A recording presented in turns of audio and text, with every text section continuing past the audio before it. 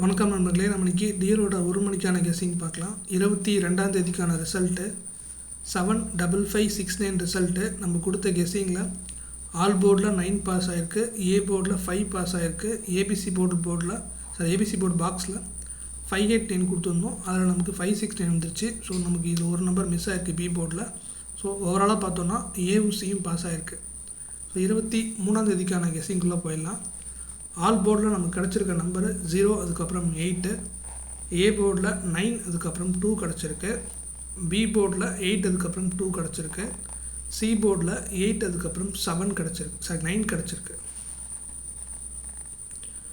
ஏபிபிசிஎஸ்சியில் 8998 2882 கிடச்சிருக்கு.